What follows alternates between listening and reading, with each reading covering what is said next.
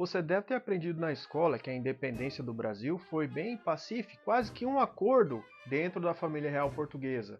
Mas e se eu te falar que isso na verdade é um mito? Que para ter a independência no Brasil aconteceu uma guerra cheia de traições, incertezas, milhares de mortos? Então assiste esse vídeo até o final que eu vou te explicar isso com a história. Olá, senhoras e senhores, bem-vindos ao Explicando com a História, o canal onde a gente explica assuntos da atualidade com a história. O assunto de hoje, levando em conta aí o feriadão da independência, é a Guerra de Independência que aconteceu aqui no Brasil. Pois é, se você não sabia, para o Brasil ser independente aconteceu uma guerra. Então vamos ver como que isso começou.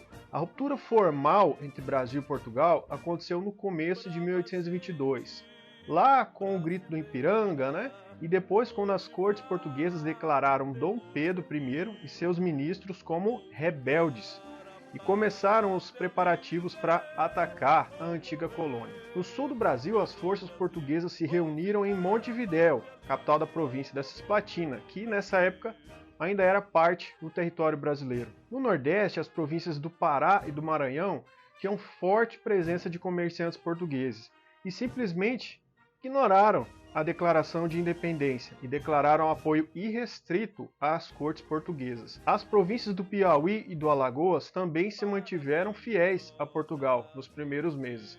Já as províncias do Rio Grande do Norte, Ceará e Pernambuco ficaram no estado ali de confusão, sem saber direito quem eles apoiariam. O caso mais grave, onde as batalhas principais aconteceram, foi na Bahia, que foi o estado que foi escolhido pelos portugueses como o principal lugar de resistência. Lá eles concentravam a maior parte das suas tropas. Foi ali que as principais batalhas foram travadas. Já no dia 17 de janeiro de 1822, o representante brasileiro em Londres informou o governo do Brasil que 4 navios tinham partido de Lisboa com 600 homens. No dia 20 de agosto, o novo informe fala de navios levando 1.500 homens. Em 18 de setembro, um terceiro fala de uma tropa de 2.000 homens. Olha aí o tanto de gente, quase 4.000 soldados portugueses. Quando essas notícias chegaram aqui no Brasil, os brasileiros começaram então a se preparar para essa guerra. Só que a situação do exército e da marinha era extremamente precária. Os navios que existiam aqui eram os que tinham trazido a família real, que já eram antigos quando vieram em 1808. Que além de ultrapassados, eles estavam abandonados e apodrecendo nos portos. O pessoal daqui começou uma vaquinha, ou hoje o que seria um crowdfunding, para levantar dinheiro para construir e consertar navios. Muita gente ajudou com o que pôde, pequenas quantias e até aliança de casamento o pessoal deu para ajudar. O próprio Dom Pedro I doou um barco que era dele e supervisionava até tarde da noite os reparos nos navios. Só que as dificuldades não param por aí. Quase todos os oficiais dos navios eram portugueses, que simplesmente ou eles não obedeciam às ordens de atacar outros navios portugueses, ou se juntavam, quando chegavam navios portugueses, eles se juntavam. Em terra aconteceu a mesma coisa várias vezes. Isso falando dos oficiais. Já no caso dos soldados, bem, a situação era bem mais precária. As tropas mesmo eram grupos de milícias que eram organizadas pelos coronéis locais. E para começo de conversa, nem salários eles recebiam. Eram mal treinadas e mal equipadas. Daí a gente entende porque que ninguém queria entrar para o exército, para essas milícias, nessa situação. A população era muitas vezes convocada à força e às vezes era até enganada.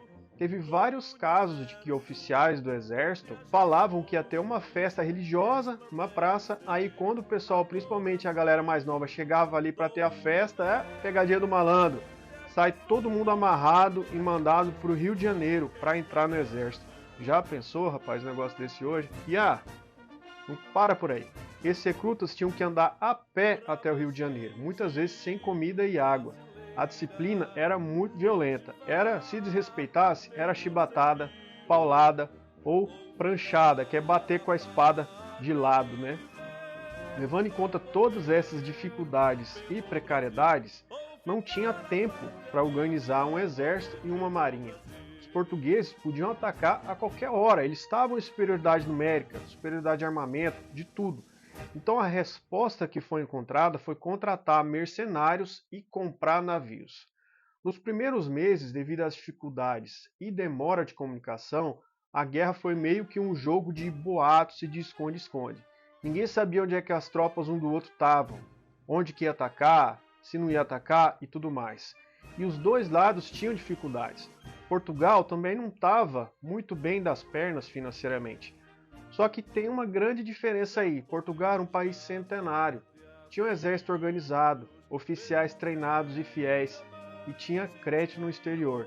Isso quer dizer que eles conseguiam emprestar dinheiro para equipar esse exército, a um preço relativamente barato. Já no Brasil, um país novo, os juros era muito mais caro, era muito mais difícil. Então, depois de meses de espera, acontece a primeira batalha, que foi em 13 de março de 1823, no sertão do Piauí, às margens do rio Genipapo. A batalha começa às 9 da manhã e vai até às 2 da tarde. Qual foi o resultado? O resultado foi que as tropas portuguesas, mais bem treinadas e mais experientes, mataram mais de 200 soldados brasileiros e capturaram pelo menos 500. E o custo para os portugueses foi só de 16 baixas. Mas a Bahia foi o lugar onde a luta foi mais dura, como eu já falei lá no começo, já que foi ali que os portugueses decidiram fazer a base da sua resistência. No dia 19 de fevereiro, centenas de soldados, oficiais e milicianos favoráveis à independência se reuniram no Forte de São Pedro, declarando apoio à independência. Isso não deixou os portugueses muito felizes. Eles decidiram bombardear esse forte. Enquanto isso, a confusão e os tumultos tomaram conta da cidade de Salvador. Em 4 dias, cerca de 300 pessoas foram mortas nesses tumultos. Sem condições de resistir aos bombardeios, os soldados do Forte de São Pedro fogem de madrugada, sendo seguidos por centenas de cidadãos ali de Salvador com medo das tropas portuguesas. Muitos desses cidadãos, tanto dali quanto de outras regiões, começaram a formar milícias e usavam as armas que eles tinham, principalmente espingardas de caça. Mas essas milícias sofriam com várias coisas. Primeiro com a falta de recursos, depois com a falta de treinamento. Outra coisa, muitos morreram de várias doenças. Tentando organizar isso, o general francês Pierre Labatut, que foi contratado pelos brasileiros, saiu do Rio de Janeiro com uma pequena frota em 17 de julho de 1822, levando o quê? Armas, pólvora, canhões e 274 oficiais para tentar organizar esse bando de miliciano. Depois de uma viagem penosa de mais de 3 meses, boa parte por terra, Labatut e todos esses recursos conseguiram chegar a Salvador, bem a tempo de ver os reforços portugueses de mais de 1.500 homens, bem como navios pesados e armados de canhões chegarem. Só que os brasileiros agora estavam mais bem organizados e eles decidem evitar o confronto direto. Eles viram que não compensava. Qual foi a estratégia então?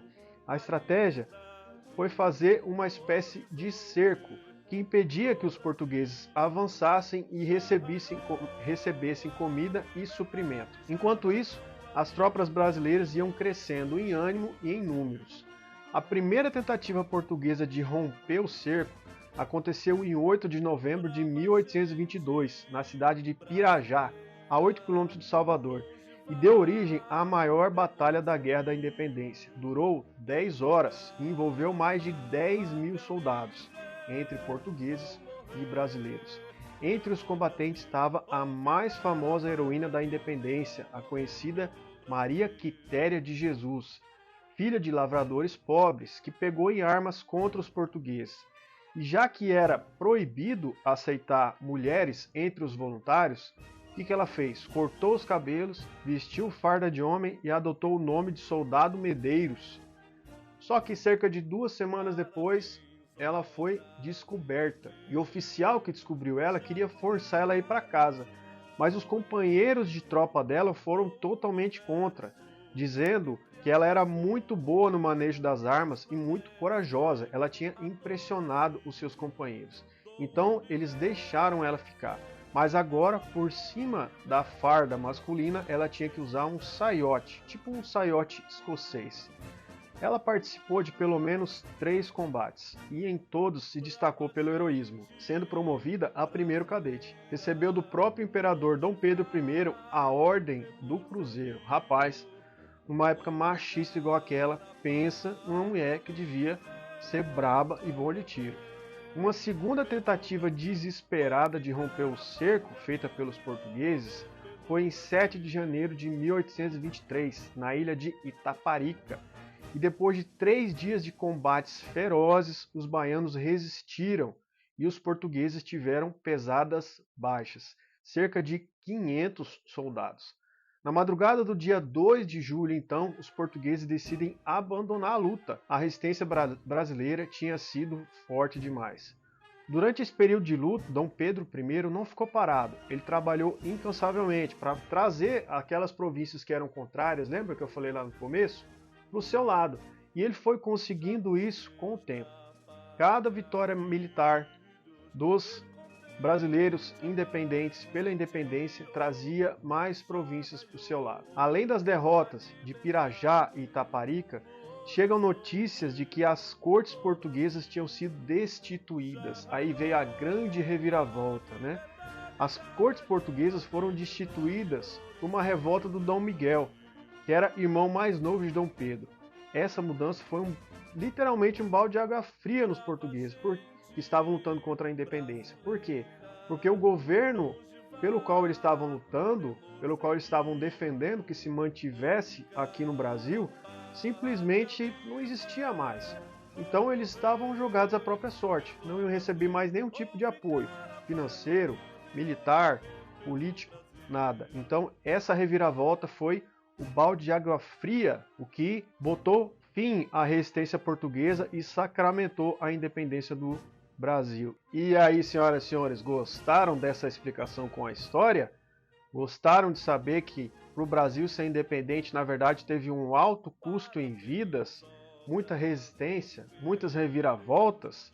Pois é, se gostou, já deixa o like, escreve nos comentários, se inscreve no canal e ativa o sininho para não perder nenhum vídeo. Se não gostou, deixa aí nos comentários também. Se acha que ficou alguma coisa de fora ou tem uma sugestão de vídeo, também deixa aí nos comentários, tá? É isso, pessoal. Valeu e até o próximo vídeo.